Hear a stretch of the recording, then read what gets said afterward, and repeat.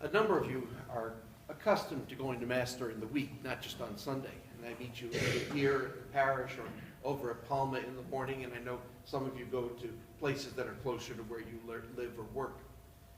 So I want to begin with an apology because the gospel passage tonight was read during one of the weekdays, about a week ago.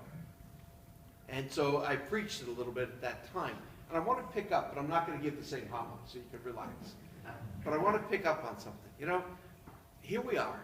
Last week, when we were reading chapter 20 of the Gospel of John, it sounded like the end. You know, John says, and there are many other things that Jesus said and did, but they're not recorded in this book. But they're recorded here for you so that you may come to know and believe that Jesus is the Christ, the Son of the living God. And that was the end of the 20th chapter, the end of our gospel last week. And now we get like a postscript, chapter 21. And he's out fishing, or at least the disciples. They've gone through all these things, and they're not really sure. What do we do now? I mean, okay, we know Jesus is risen from the dead. We can't go home. You can just imagine, you know, Peter saying, if I go home, my wife's going to kill me. You know, he was a fisherman, but he hasn't fished in 3 years. All these things are going on. And I don't know about you, but I identify with what Peter is doing. And that is, he goes back to what he knows. Before meeting Jesus, he was a fisherman. He knew how to fish, fished for a living. And in this moment of confusion, he falls back on what he knows. Let's go fishing. For me, I don't go fishing, but I do make a cup of tea. You know, when there are nights when I really need to sit and think about what I'm doing, or I have a major problem that I have to deal with, or a report that I'm writing, I wander into the kitchen and I find myself making a mug of tea. There's just something about performing a routine action that brings us a certain level of comfort, that brings us a little bit of familiarity, and we feel good about, we can settle in and focus on what we're doing. So I can understand Peter and the disciples going and say, let's go fishing. Not because they were hungry, they probably were, but not because they, you know, they couldn't stop over at Nob Hill and pick up a little something. They could go over and do all of those things.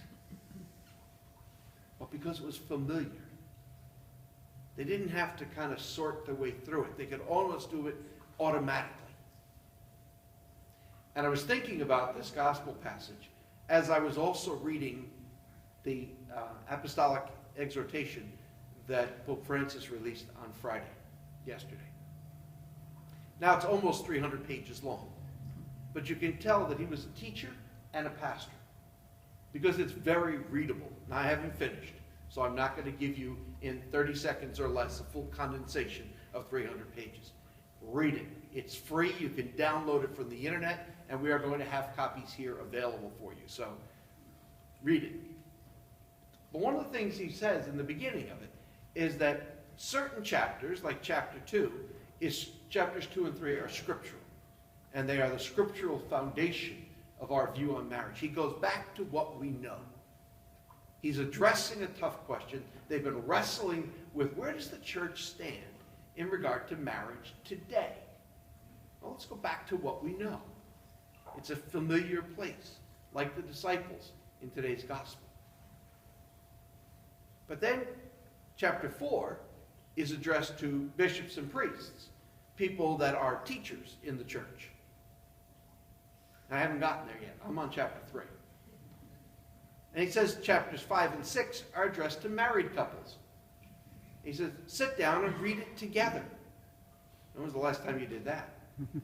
Other than the Sunday funnies, you know. To sit down and read this together. He said, we wrote it together. There was this global consultation that went on before the synod, and then a global review again after the first synod in preparation for the second synod. And then all of these people that came together to actually talk and write. So I think it's a good thing for us to sit down and read. I know you can click on the internet, and I'm sure there are other things that are not on the internet that will give you in 30 seconds or less all you need to know about this document. I saw one that was, the 5 things you need to know about this. If it took 2.5 years and they only came up with 5 things, Boy, did they waste a lot of time and money. So there should be something more there. But we need to go in and look and see.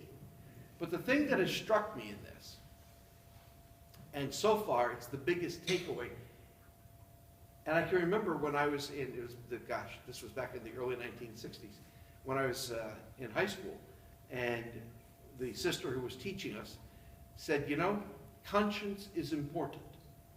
We all have to have one, and we all have to obey our own. So I went home and told that to my father. My father said, no, you have to obey me. So I took that back to school. And sister said, no, no, no. You have to obey your conscience. And you are responsible for forming your own conscience. And then she looked at us as a class and she said, ladies and gentlemen, grow up. Now, I didn't know what that meant. I was still in the growing stage. I think I was only a freshman in high school. Grow up. Because Francis makes an incredible statement. He says, we are responsible, and he's speaking here to priests and bishops, we are responsible for guiding the people in the formation of conscience. We are not to act as their conscience. You as parents, raise your children to do what is right.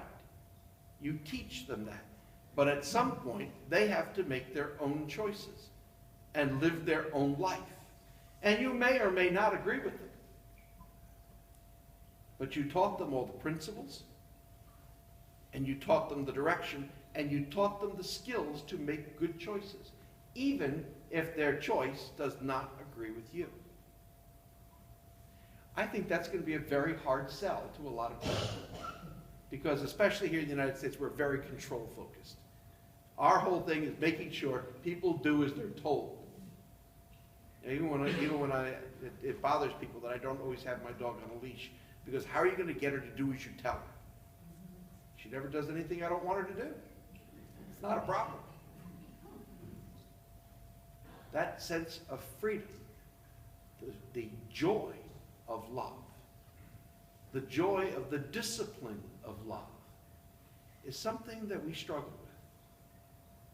And I think here in the Easter season, for you and I to wrestle with that, what does it mean for us to celebrate the freedom that we receive in the resurrection, freedom from sin, freedom as the children of God? And we use that phrase over and over and over again in order to have it locked down whenever we disagree.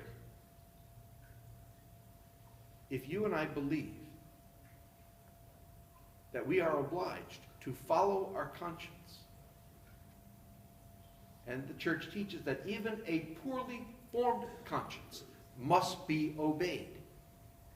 That is a teaching of the church. Conscience is not, well, I think it should be this. Why? Why? Not just what you feel. Why? Have you genuinely thought it through, prayed it through, come to a decision in the light of your faith, in the light of reason, in the light of reflection? But once you reach that point, that's what you must do. That's what you must obey. I think a lot of us will struggle with that. Because it's much easier to say, but he told me to do it. It's his fault. All I did was do what the bishop said to do. I don't think God's interested in that. I think the purpose and direction of our life is, did you do what you genuinely believe to be right? Having thought it through, prayed it through, and learned. So it certainly is a challenge to me as the pastor. And even though Deacon Bill is out of town this weekend, I will get a chance to talk to him when he gets back. I think it's going to have to shape the way we preach. I don't think here I tell you what you must do. We invite you into a deeper participation in the gospel.